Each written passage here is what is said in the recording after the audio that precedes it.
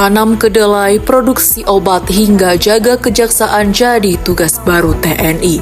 Rekan jumpa, mohon like dan subscribe serta aktifkan lonceng notifikasi untuk mendapatkan update terkini dari channel ini.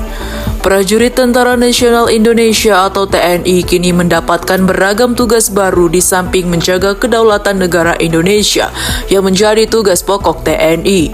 Dalam beberapa waktu terakhir, TNI dilibatkan dalam beragam bidang kegiatan di luar militer, mulai dari pendidikan, farmasi, hingga persoalan pertanian. Apa saja sektor-sektor dalam kehidupan masyarakat yang kini mulai digeluti TNI? Mari simak selengkapnya yang telah dirangkum oleh Jempa Media pada Rabu 14 Mei 2025. 1. Didik anak nakal. Salah satu yang paling menyorot perhatian adalah keterlibatan TNI mendidik anak-anak nakal di Jawa Barat untuk digembleng di barak militer. Pelibatan TNI ini merupakan ide Gubernur Jawa Barat yaitu Deddy Mulyadi agar anak-anak yang berulang kali melakukan pelanggaran berat dapat digembleng dalam lingkungan militer untuk menanamkan rasa disiplin dan tanggung jawab. Program ini sudah mulai berjalan sejak awal Mei 2025 meski menimbulkan pro dan kontra di tengah publik. Kepala Dinas Penerangan TNI Angkatan Darat yaitu Brigjen Wahyu Yudayana menyatakan kegiatan yang diikuti oleh para pelajar itu bukanlah pendidikan militer meski diselenggarakan di lingkungan militer. Para pelajar tersebut akan diberikan materi umum yang biasa ada di sekolah seperti belajar di kelas, bimbingan konseling, latihan baris berbaris, motivasi, penyuluhan bahaya narkoba, bela negara hingga outbound dan permainan kelompok.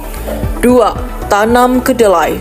Keterlibatan TNI dalam sektor pertanian boleh jadi bukanlah hal yang baru, sebab TNI pun sudah dilibatkan dalam sejumlah proyek lumbung pangan atau food estate.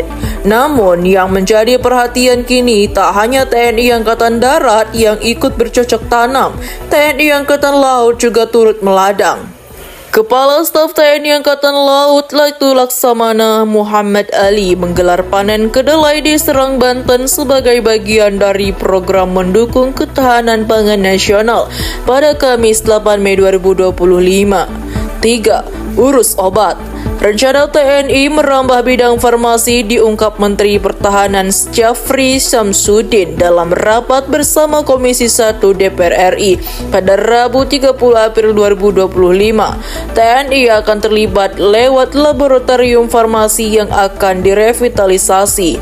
Bidang farmasi ini akan menjadi bagian untuk produksi obat-obatan di dalam negeri. Syafri mengatakan tingginya harga obat-obatan di Indonesia menjadi salah satu alasan di balik inisiatif ini.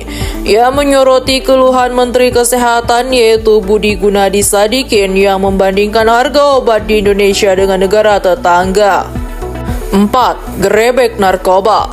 TNI yang semestinya menjadi alat pertahanan negara juga ikut ambil bagian dalam penegakan hukum, yaitu kasus narkotika ketika menggerebek pelaku peredaran narkoba di Bima, Nusa Tenggara Barat pada Kamis 1 Mei 2025. Penggerebekan ini disebut sebagai respon terhadap laporan masyarakat yang mencurigai adanya aktivitas ilegal di lokasi tersebut.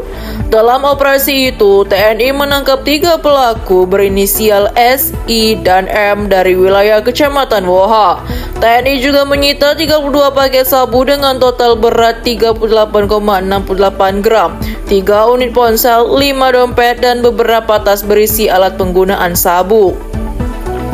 Para tersangka beserta barang bukti telah diserahkan ke Polres Bima untuk proses hukum lebih lanjut. 5. Jaga kejaksaan. Prajurit TNI bakal ditugaskan untuk menjaga kantor Kejaksaan Tinggi atau Kejati dan Kejaksaan Negeri atau Kejari di seluruh Indonesia. Perintah pengamanan setiap Kejari dan Kejati di Indonesia diberikan langsung oleh Panglima TNI Jenderal Agus Subianto lewat telegram nomor TR 442 2025 tertanggal 6 Mei 2025. Dalam telegram tersebut, Panglima TNI mengerahkan personel dan alat perlengkapan dalam rangka dukungan pengamanan Kejati dan Kejari di seluruh Indonesia. Kepala Pusat Penerangan Hukum Kejaksaan Agung yaitu Harli Siregar membenarkan informasi adanya pengamanan dari TNI untuk Kejati dan Kejari di seluruh Indonesia. Sedangkan Kepala Pusat Penerangan TNI Maijen Kristome Sianturi menyatakan bahwa kerjasama ini dilaksanakan berdasarkan permintaan resmi dan kebutuhan yang terukur, serta tetap mengacu pada ketentuan hukum yang berlaku. Ia juga menambahkan bahwa TNI senantiasa menjunjung tinggi prinsip profesionalitas, netralitas, dan sinergitas antar lembaga.